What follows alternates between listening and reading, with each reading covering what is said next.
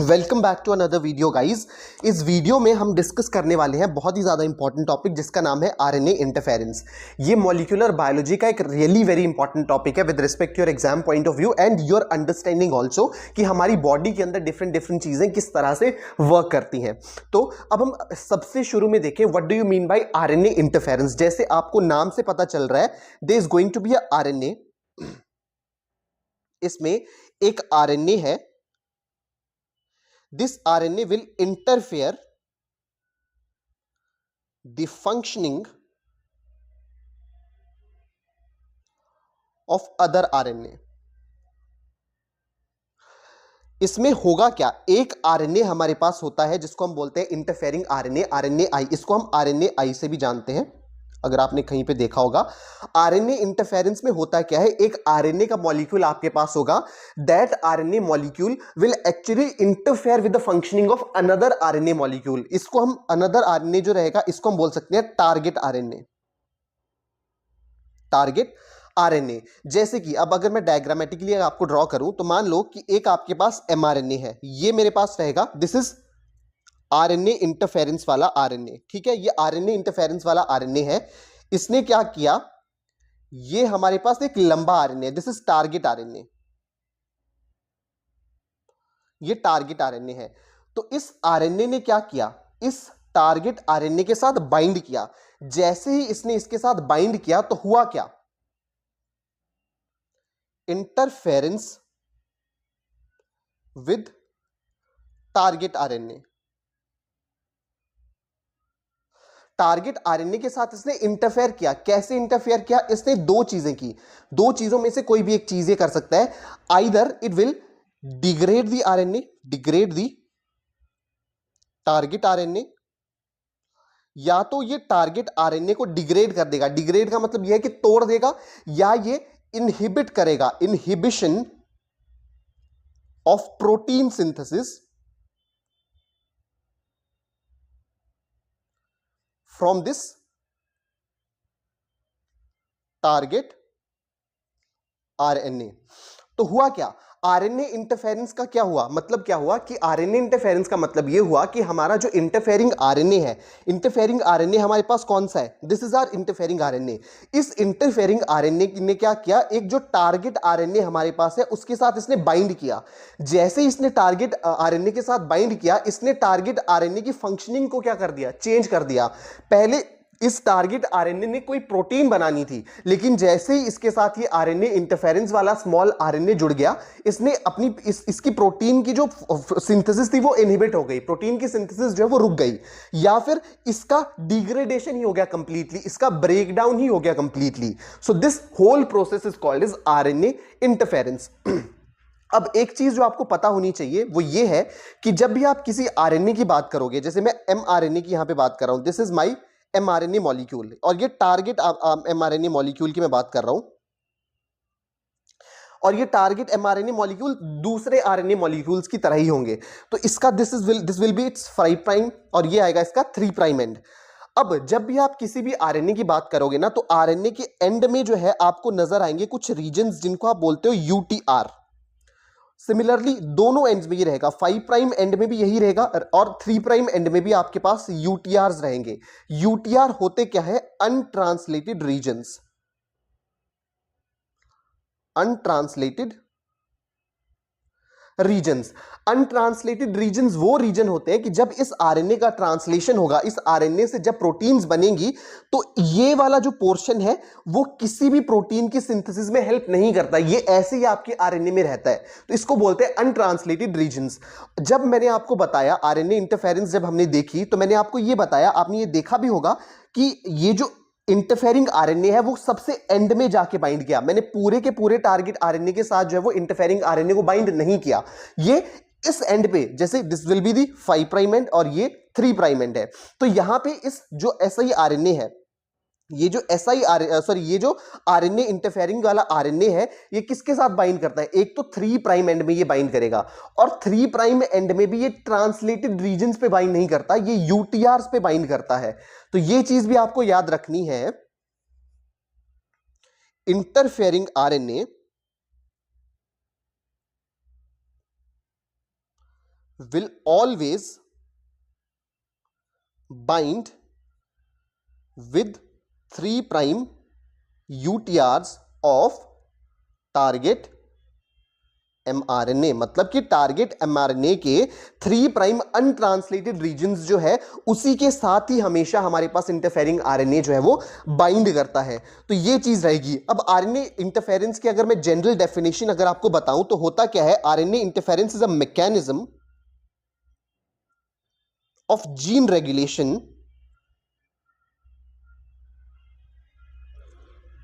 by small silencing RNAs in a sequence specific manner। इस definition से आप क्या समझे? इस डेफिनेशन का मतलब यह है कि आपका आरएनए इंटरफेरेंस क्या है, एक मैकेनिज्म है जिससे आपकी जीन रेगुलेट होती है। जीन होगी क्या?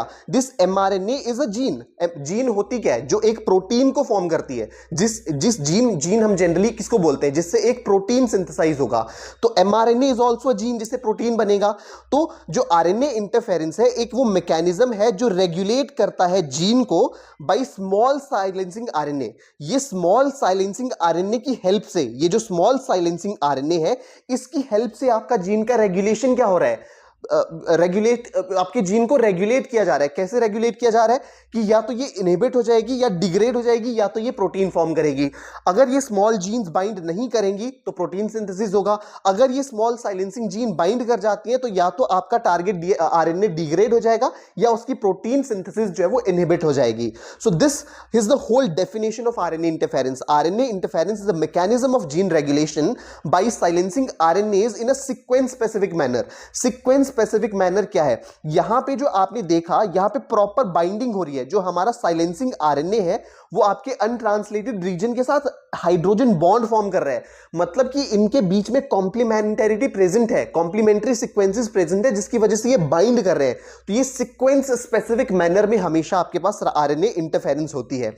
अब आरएनए इंटरफेरेंस आपके पास दो तरह के आरएनएज करते हैं और वो आरएनएज होते हैं, देखो, आरएनए इंटरफेरेंस।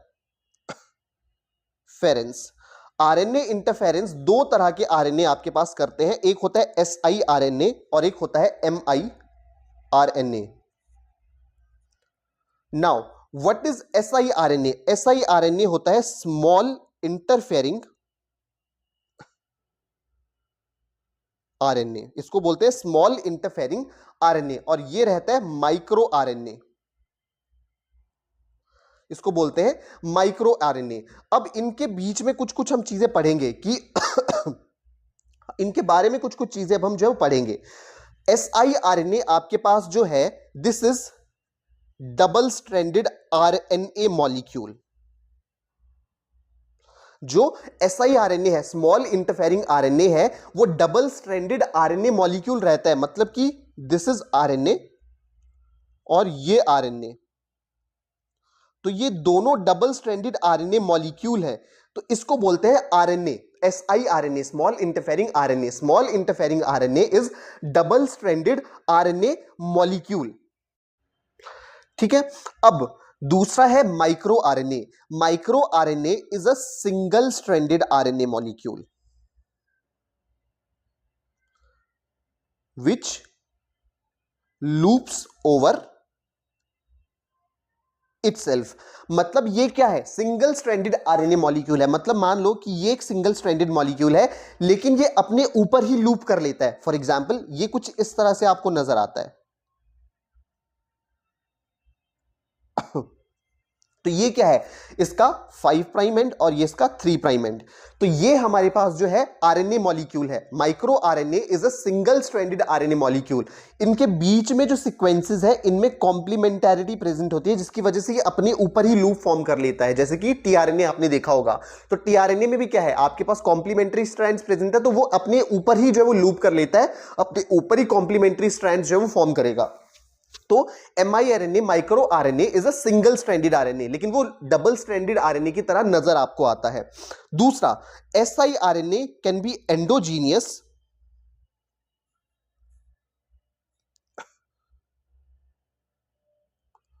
और एक्सोजीनियस। एंडोजीनियस और एक्सोजीनियस का मतलब क्या है? एंडोजीनियस का मतलब यह होता है कि सेल खुद फॉर्म कर रही है इसको। फॉर एग्जाम्पल हमारी बॉडी में जो न्यूक्लियस है, वो न्यूक्लियस खुद से हमारे पास आरएनए फॉर्म कर रहा है, ऐसा ही आरएनए फॉर्म कर रहा है, तो दैट इज एंडोजीनियस। लेकिन अगर हम उसको आर्टिफिशियली आउटसाइड से सेल के अंदर डाल रहे हैं तो उसको बोलते हैं एक्सोजीनियस। तो एसआईआरएनए आपके पास एंडोजीनियस भी हो सकते हैं, सेल खुद भी फॉर्म कर सकती है एसआईआरएनएस, और वो एंडोजीनियस भी एक्सोजीनियस भी हो सकते हैं, हम बाहर से भी इनको इंट्रोड्यूस कर सकते हैं। लेकिन एमआईआरएनए की अगर हम बात करें तो ये एंडोजीनियस ही होते हैं, ये आप बाहर से इनको इंट्रोड्यूस नहीं कर सकते, ये अंदर ही फॉर्म होते हैं, सेल खुद ही हमेशा आपके पास एमआईआरएनए को जो है वो फॉर्म करता है। और ये दोनों जो है नॉन कोडिंग जीन्स हैं या नॉन कोडिंग सेगमेंट हैं, ये सेगमेंट्स ऑफ आरएनए, और ये भी आपके पास क्या है? Non coding segment of RNA.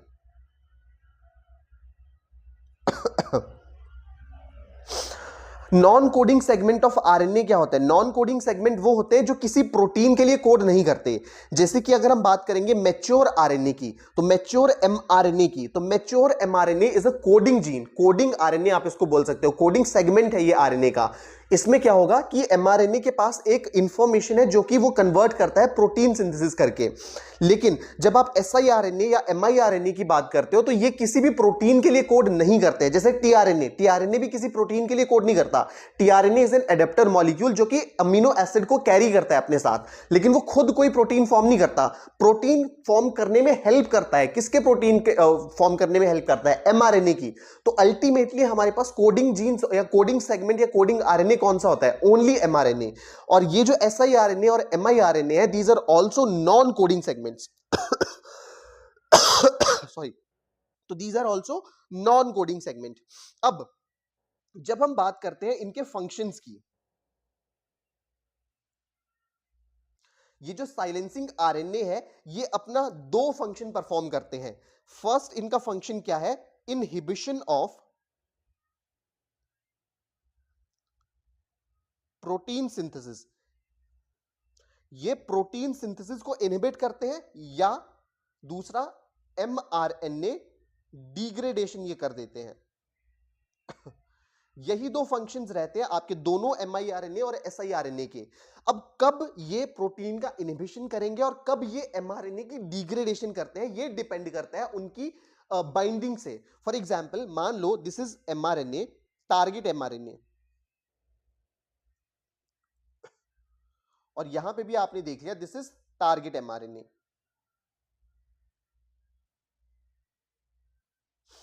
अब ये साइलेंसिंग मॉलिक्यूल देखो, जब इस साइलेंसिंग मॉलिक्यूल ने इस तरह से बाइंड किया तो आपने देखा क्या? और जब इस साइलेंसिंग मॉलिक्यूल ने इस तरह से बाइंड किया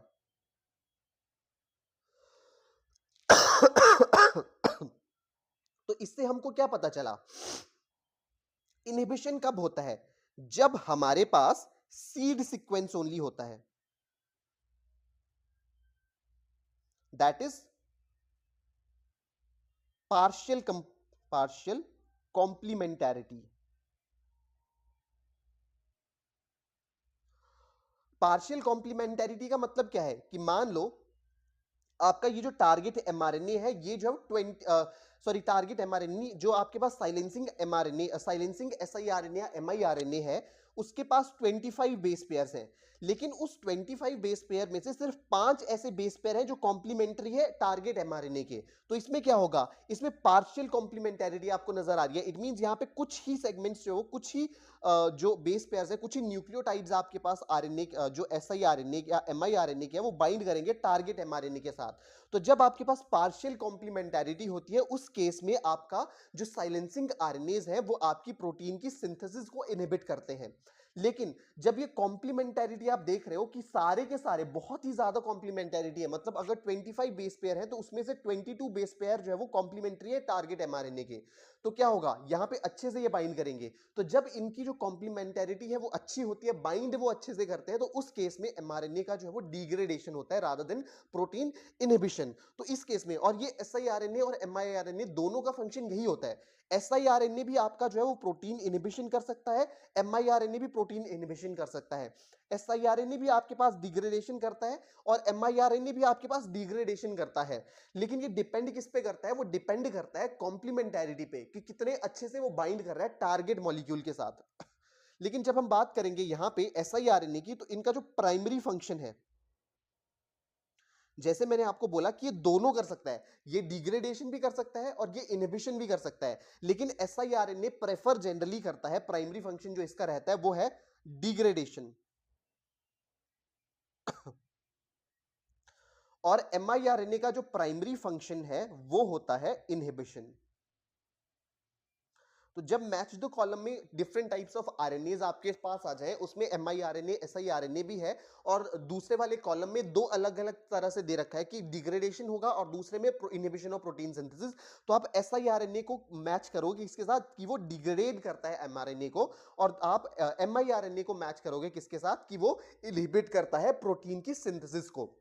लेकिन फिर ये एक और चीज मैं आपको बता रहा हूं, ऐसा आपको याद रखना है कि ये दोनों जो है दोनों फंक्शंस परफॉर्म कर सकते हैं। एसआईआरएनए ऐसा नहीं है कि सिर्फ डिग्रेडेशन ही करेगा, इसका प्राइमरी फंक्शन, इसका मोटिव रहता है कि मैं डिग्रेड करूं, लेकिन अगर अगर कंप्लीमेंटेरिटी नहीं है तो ये डिग्रेड नहीं कर पाता, ये इनहिबिट ही करेगा।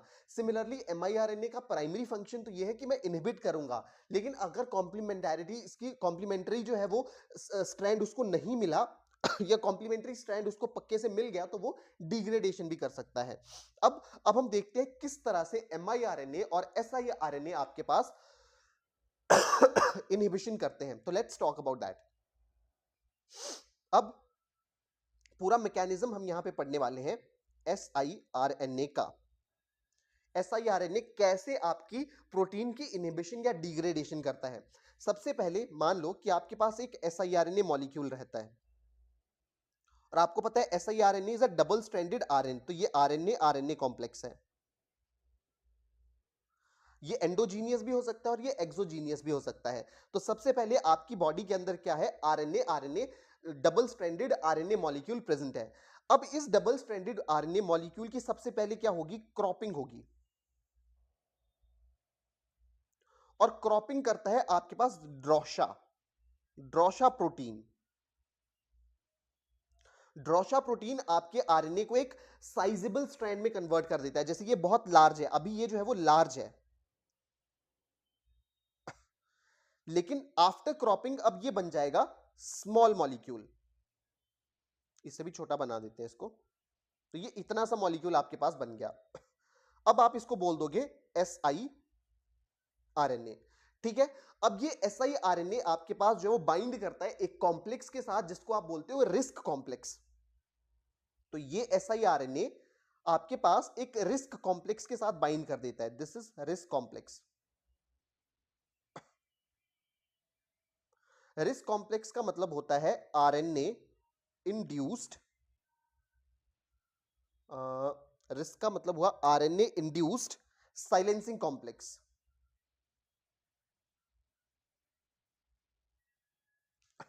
ठीक है, और इसी रिस्क कॉम्प्लेक्स के अंदर एक प्रोटीन होता है जिसको आप बोलते हो एर्गोनॉट प्रोटीन, इसको मैं बोल दूंगा एजीओ, दैट इज एर्गोनॉट प्रोटीन। आप इसको बोल सकते हो this is type 3 RNase. RNase मतलब कि ये आरएनए की डिग्रेडेशन करती है। तो अब होगा क्या, आपका ये जो, ये बड़ा बना दिया मैंने, ऐसा ही आरएनए है वो एंटर कर जाएगा किसके अंदर? ये एंटर कर गया रिस्क कॉम्प्लेक्स के अंदर। ठीक है, इस तरह से ये रिस्क कॉम्प्लेक्स के अंदर एंटर कर गया। तो यहां पे हमारे पास हुआ क्या? Loading of siRNA in risk complex.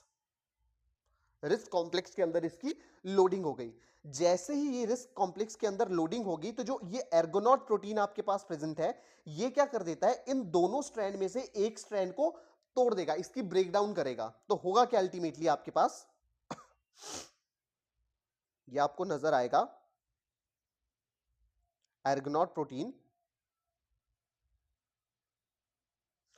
और यहां पे अब आपको नजर आएगा ओनली सिंगल स्ट्रैंडेड SIRNA। और जो स्ट्रैंड बचती है इसको बोलते हैं पैसेंजर स्ट्रैंड। नहीं, इसको पैसेंजर स्ट्रैंड नहीं बोलते,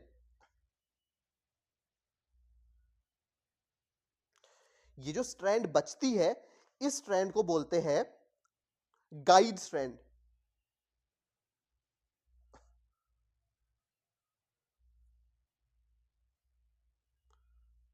गाइड स्ट्रैंड। और यहां पे क्या होगा, break down of passenger strand by argonaute protein. तो इसमें हमने क्या देखा, दिस इज गाइड स्ट्रैंड और ये है पैसेंजर स्ट्रैंड। ठीक है, तो ये हो गया पैसेंजर स्ट्रैंड। अब आपके पास बन गया SIRNA, आपके पास बन गया। अब ये जो है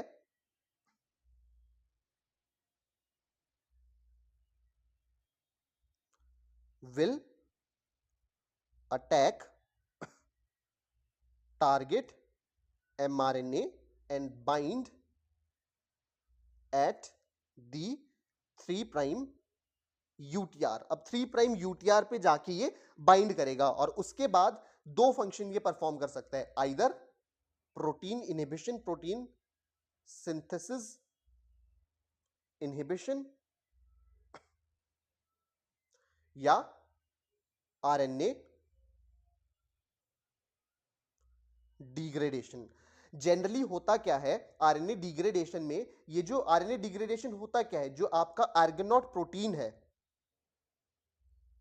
AGO जिसको आप बोलते हो, दिस इज RNAs, ये क्या करता है, अनट्रांसलेटेड रीजन को डिग्रेड कर देता है and ultimately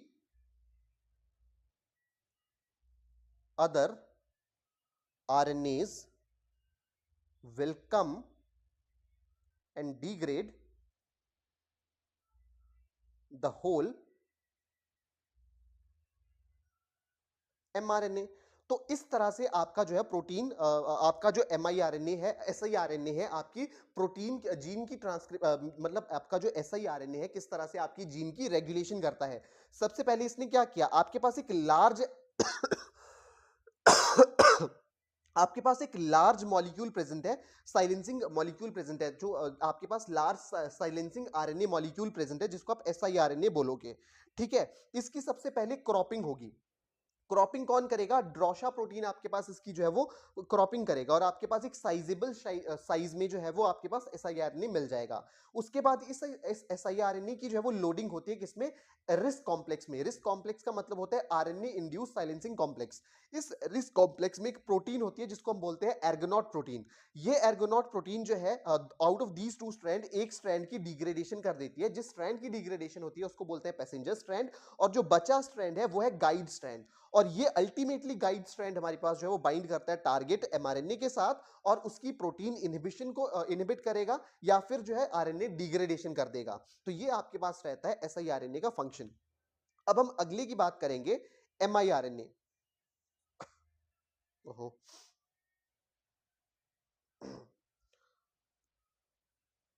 now let's talk about miRNA जिसको हम बोलते हैं माइक्रो RNA। माइक्रो RNA आपने देखा होगा, माइक्रो RNA जनरली आपके न्यूक्लियस, जैसे मान लो ये एक सेल है,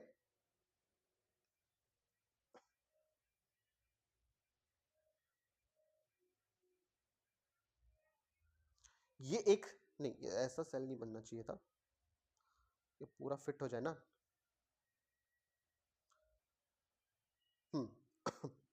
ये आपका सेल है, उस सेल के अंदर आपकी यहां पे एक न्यूक्लियस है, ये पूरा है सेल और ये सेल के अंदर का न्यूक्लियस है। जैसे मैंने आपको बताया कि mRNA is always endogenous, endogenously mRNA आपके पास जो है फॉर्म होता है। तो मान लो कि ये आपका mRNA मॉलिक्यूल है और ये मैंने आपको स्ट्रक्चर भी बता दी थी कि जो आपका mRNA है एक बहुत ही लार्ज मॉलिक्यूल रहता है। This is mRNA and this is large. तो इसका सबसे पहले न्यूक्लियस के अंदर ही जो है क्या होगी, क्रॉपिंग होगी। तो यहां पे सबसे पहले आपके पास आ जाएंगी पाशा प्रोटीन,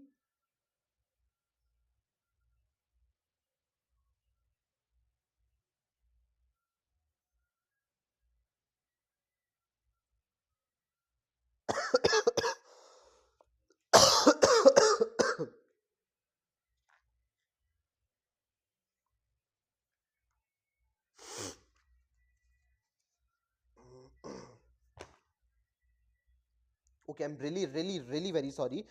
तभी मैं बोलूं कि कुछ तो मैंने गलत कर दिया यहां पे। एक्चुअली जो आपका डिग्रेडेशन करेगा वो इंस्टेड ऑफ ड्रॉशा वो होता है डाइसर प्रोटीन।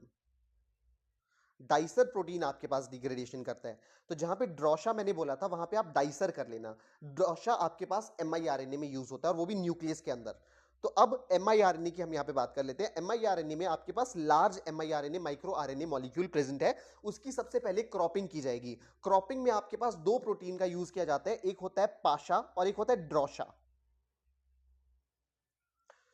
और एक प्रोटीन, ठीक है, तो पाशा एंड ड्रॉशा और ऑल्सो पाशा एंड ड्रॉशा ये क्रॉपिंग मॉलिक्यूल होंगे, क्रॉपिंग प्रोटीन्स होंगे, ये क्रॉप करेंगी। इसके अलावा आपके पास एक और मॉलिक्यूल होता है DGCR8 and DGCR8। DGCR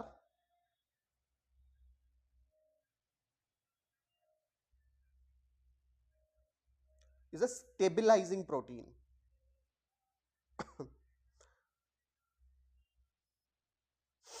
stabilising protein, ये आपकी प्रोटीन को क्या करता है, स्टेबलाइज कर देता है। तो सबसे पहले आपने क्या देखा, आपके पास एक लार्ज mRNA मॉलिक्यूल है, उसके ऊपर दो प्रोटीन जो है वर्क करेंगी, एक होता है पाशा और दूसरी आएगी ड्रॉशा। और ये दोनों क्या करेंगी, इसको एक साइजेबल साइज में कन्वर्ट करेंगी। तो मान लो कि आपको इस साइज में ये मिल रहा है, ये बड़ा बना दिया फिर मैंने,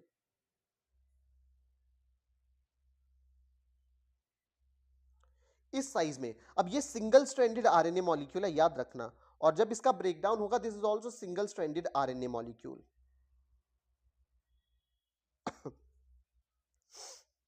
ठीक है, तो आपके पास होगा क्या, देखो अगर मैं आपको जनरली बताऊं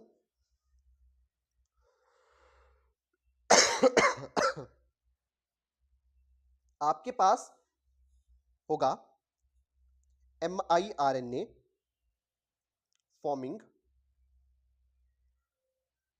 जीन जो अभी डीएनए है, उसके ऊपर आरएनए पॉल 2 और 3 दोनों वर्क करेंगे और ये यहां पे फॉर्म करेंगे mRNA को। This step is transcription. और ये mRNA फिर क्या होगा, फोल्ड होगा इनटू एक्चुअल mRNA जो एक लार्ज साइज का रहता है। अब ये जो लार्ज साइज का mRNA है, वहां से हमने ये प्रोटीन ये जो है वो स्टार्ट किया। This is large mRNA molecule. तो जैसे ये सिंगल स्ट्रैंडेड आरएनए है और ये स्मॉल साइज्ड है but still unfit, still unfit. उसके बाद क्या होगा, जैसे ये स्मॉल मॉलिक्यूल में कन्वर्ट हो गया, ये आपका न्यूक्लियस है और ये जो है वो न्यूक्लियर पोर कॉम्प्लेक्स आपके पास ये है। तो न्यूक्लियर पोर कॉम्प्लेक्स से ये आ जाएगा बाहर साइटोप्लाज्म में और यहां पे हेल्प करता है एक्सपोर्टिन 5। अब जैसे ही ये आपके जैसे ही आपके सेल के साइटोप्लाज्म में आ जाएगा, अब सारा फंक्शन जो है वो सिमिलर हो जाएगा किसके, siRNA के। सबसे पहले इसके ऊपर डाइसर प्रोटीन जो है वो एक्ट करेगी और इसकी क्रॉपिंग करेगी। क्रॉपिंग करेगी तो ये आपके पास डबल स्ट्रैंडेड आरएनए में कन्वर्ट हो जाएगा।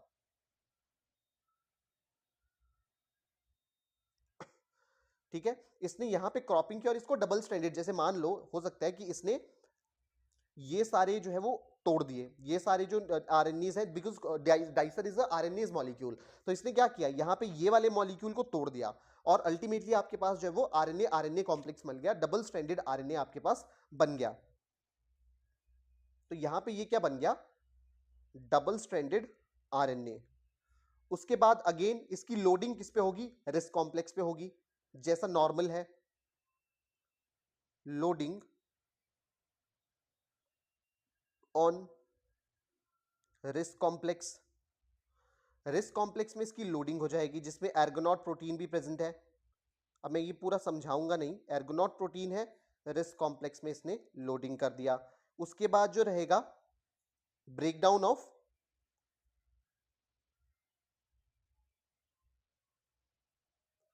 पैसेंजर स्ट्रैंड,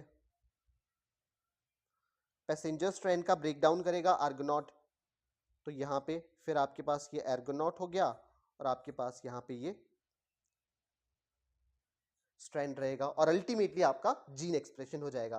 तो ये दोनों के बीच में जो है वो क्या होगा, डिफरेंस होता है siRNA और miRNA मॉलिक्यूल के बीच में। इस तरह से आपका RNA इंटरफेरेंस होता है।